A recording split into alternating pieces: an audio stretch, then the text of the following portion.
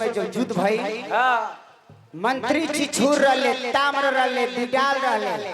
अनेको रहले, सब लोग मारा गई। आ कल रहे कि महिषासुर मायावी रूप दैलस, कबो हाथी के रूप, कबो भैंस के रूप, कबो राक्षस के रूप, अनेको रूप धैलस। आ माता सब रूप के मूर्छा लगा देली। भैंस के रूप में जब महिषा रहे उस समय त्रिशूल से मरले बाड़ी,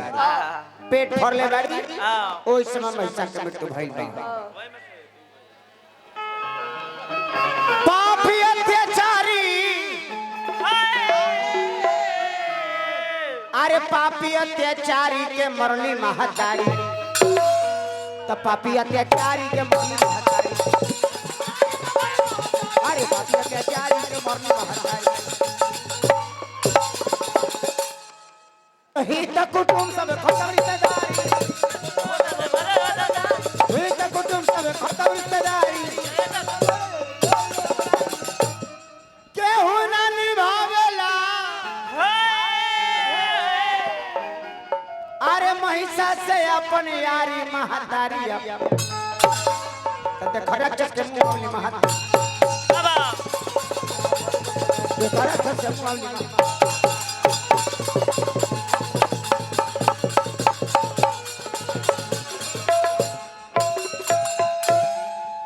सब देवता लोग खुश बड़े, गगनमा से फूल बरसे, ए बबुआ तो बहुत खुशी रे बाटे, देवता नम हो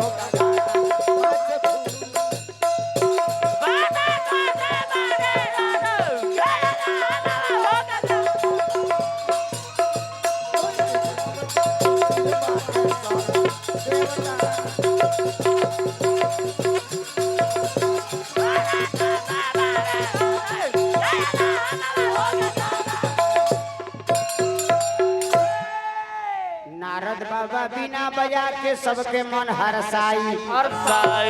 सार के माता बिना बजा के सबके कथा सुनाई। हो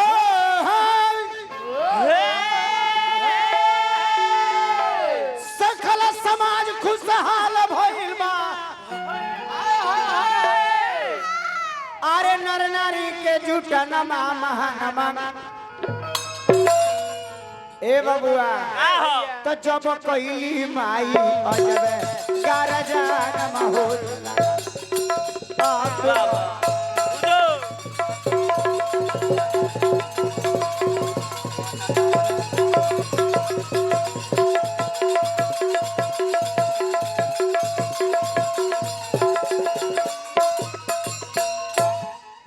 देवता दानव के भइल युद्ध भइल में समाई, ना जाने कैसन दैवा के सुपशु मनवा गगनवा से फूल बरसे, तो बहुत खुशी बासा माजा देवता हमारे गगना डीजे लोग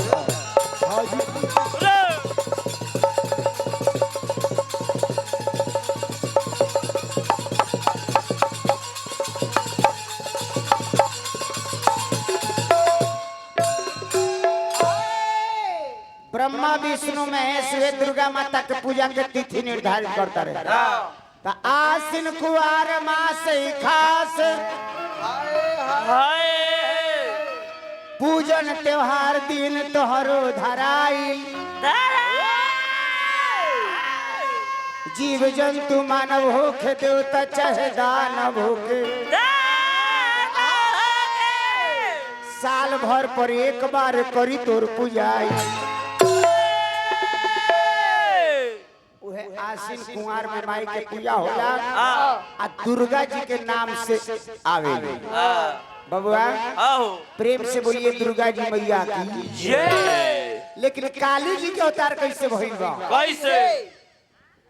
राम लंका पर विजय प्राप्त करके आई बड़े, सीता जी से कहले कि हमार बाह पूजा, हमार बाह पूजा। सीता माई कहले कि ना, सिर्फ प्रजा के मरले बानी, बाह ना पूजा। ओरिजिनल अभी तो एगो राक्षस बा चले बा, के हो कहले कि सहस्त्रा बा, कहाँ बा? पतालपुरी में।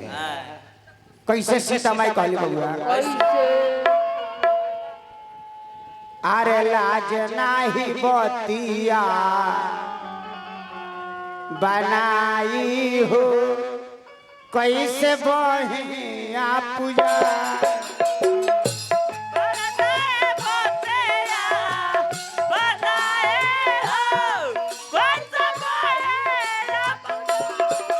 लाज नाही बतिया बनाई हो कैसे बहिया पूजा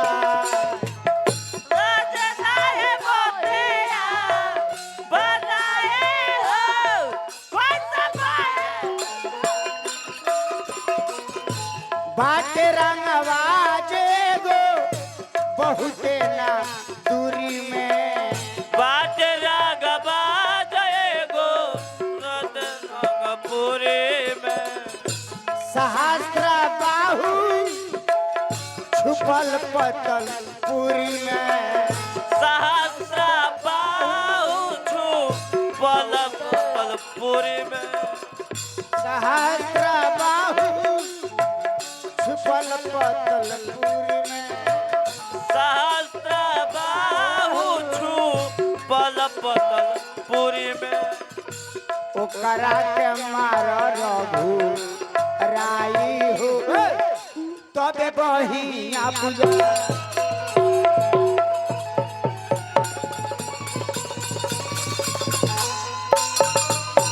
ओकरा के मार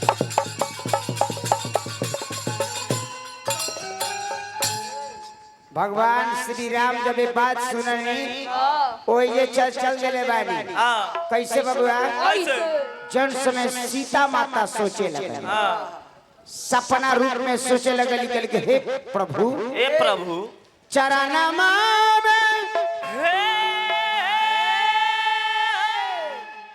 अरे गिर के अरे चरणा में गिर के सीता माता कहली बुध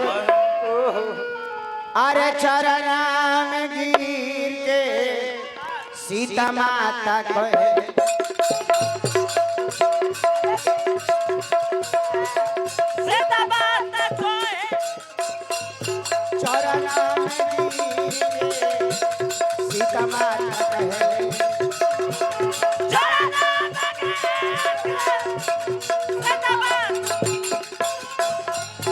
का होई हमार गति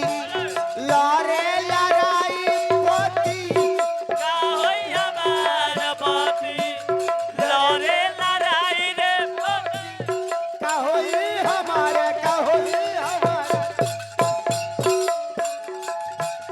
लरे लड़ाई पोती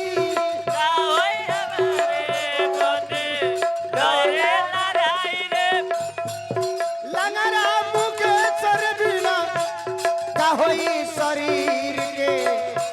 सीता बात कहत चरणा में गिर के सीता बात कहत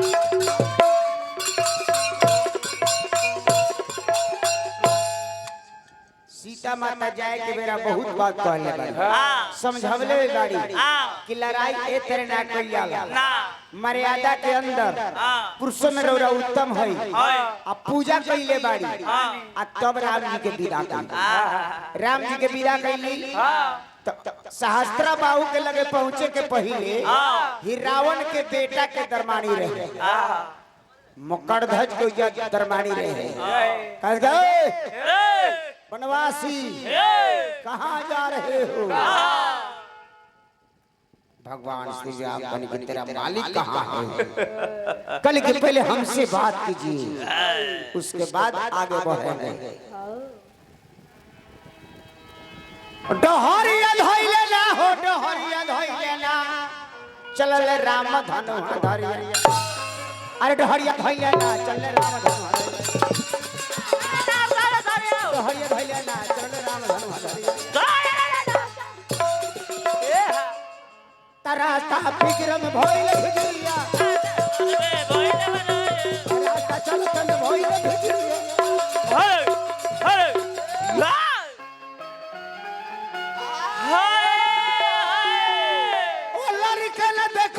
मेरिया रे देखो चले धनुधरी अरे डहरिया रे देखो धनुधरी